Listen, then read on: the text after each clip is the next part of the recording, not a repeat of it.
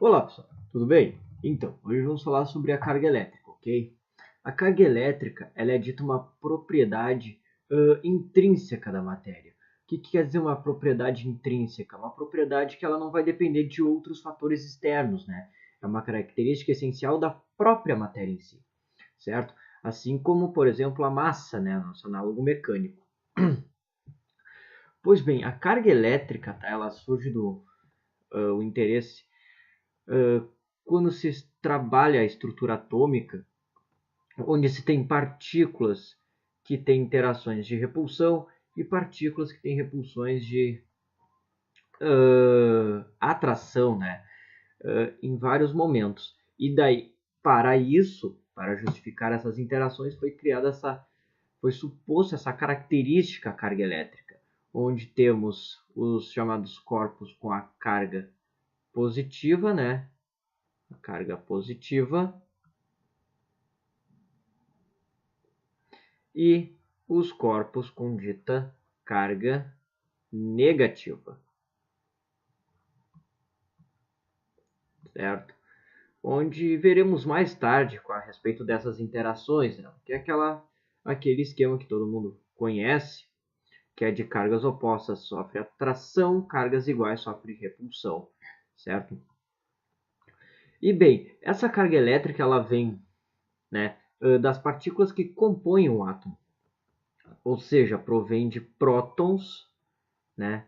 São características de prótons e elétrons, que até então são os corpos, os menores pedaços possíveis de matéria, as partículas que formam os átomos, né? Mais tarde veremos que os prótons são formados por outras subpartículas, os chamados quarks.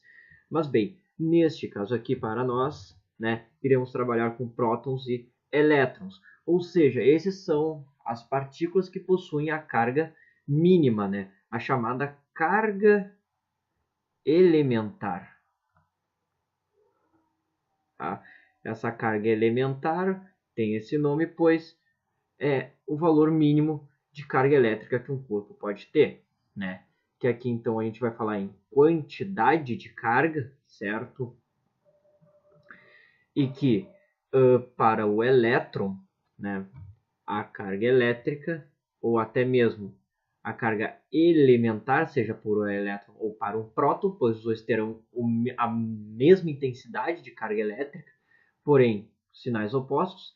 Então o módulo da carga elementar, né, para os dois é de 1,6 vezes 10 na menos 19 coulombs, certo?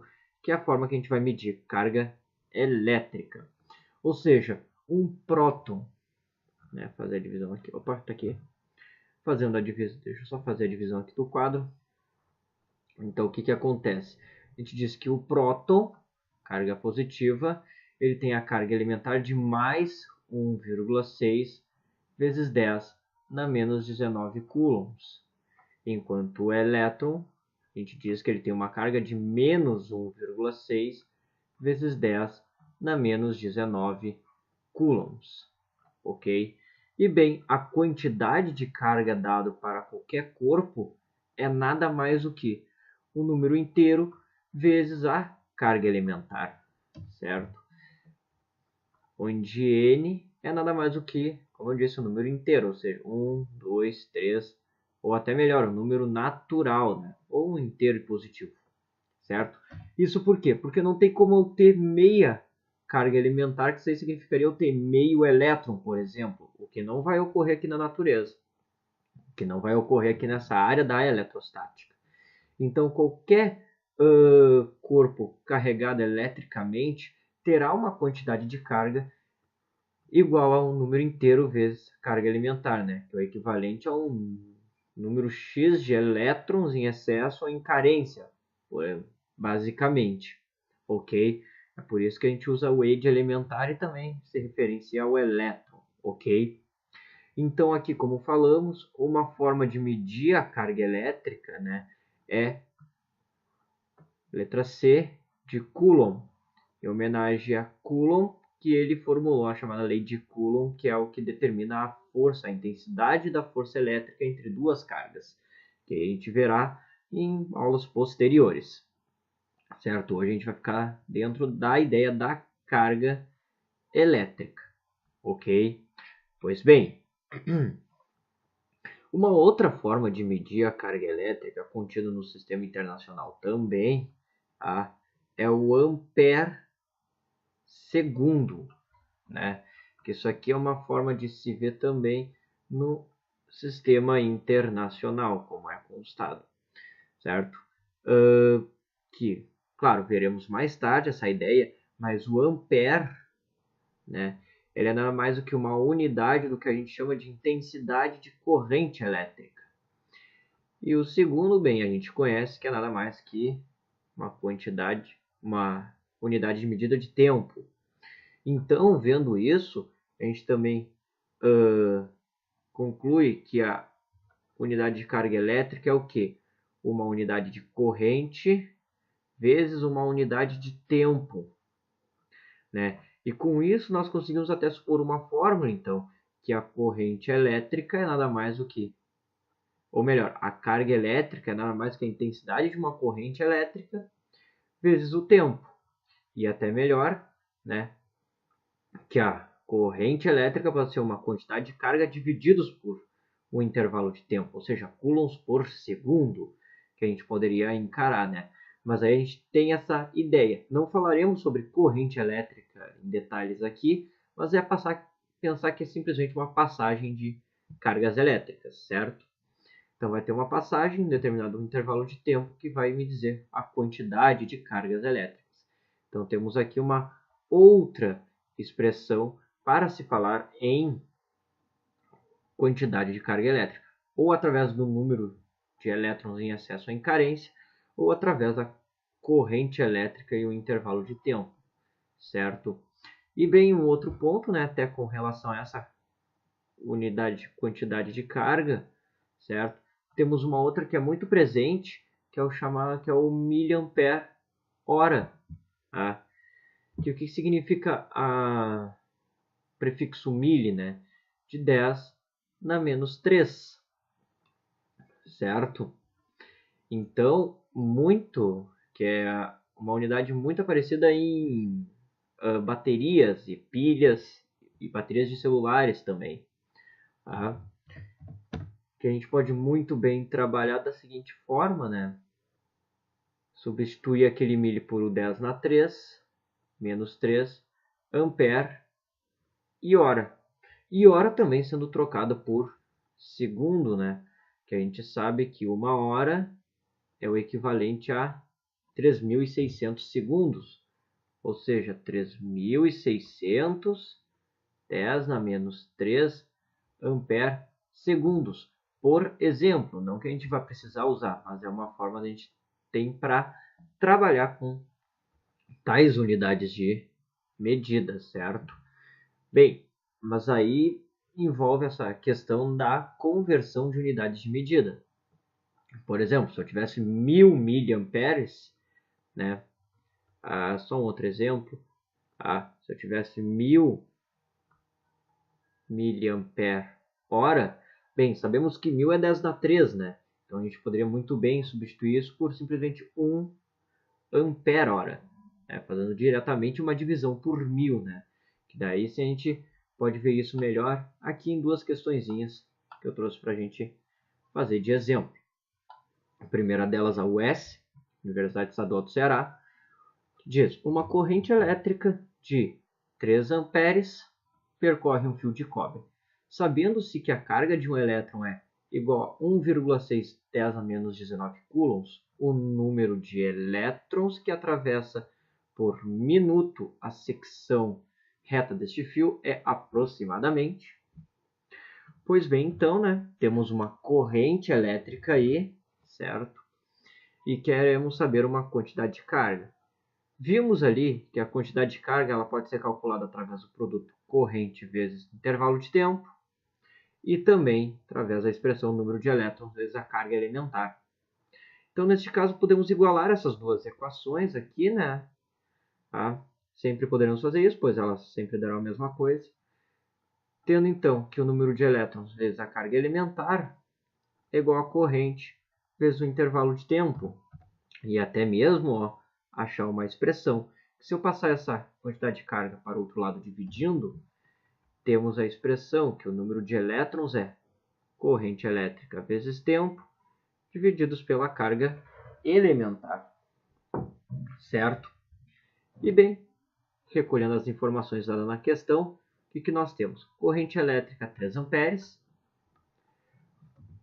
O intervalo de tempo, a questão está dando que é 1 minuto, mas como já vimos que o ampere se relaciona no sistema internacional com segundos, temos que passar isso aqui para segundos. Bem, nós sabemos que 1 minuto é igual a 60 segundos. Então, fazemos essa substituição. Tempo, 60 segundos, né? Que daí vamos descobrir o quanto passa por minuto, ou seja, em 1 minuto. E a carga elementar, que é 1,6 vezes 10 a menos 19 coulombs. Tá? Aqui, então, teremos 180 divididos por 1,6. E esse 10 a menos 19 vou colocar no numerador, né? Invertendo já o sinal do expoente. No caso, posso fazer isso, né? Quando eu troco de numerador para denominador, eu simplesmente troco também o sinal do expoente junto. Bem, daqui então o número de elétrons será 180 divididos por 160, dá 112,5 vezes 10 a menos 19. Né? Realocando a vírgula, uma, duas casas para a esquerda, né? Fazendo com que eu some mais 2 unidades ao meu expoente. Temos então, fazer aqui, que o número de elétrons será de 1,125 vezes 10 na 21 elétrons, certo? Ou seja, o número de elétrons. Bem, como ele pede aproximadamente ali no fim da questão, né? Ficamos com a resposta letra A, 1,1. Desconsiderando aquelas duas casas, a segunda e a terceira casa depois da vírgula, certo? Isso aqui, então, é uma forma de a gente trabalhar com, por exemplo, o número de elétrons. Claro, uma forma aqui que já envolve as duas expressões. Número de...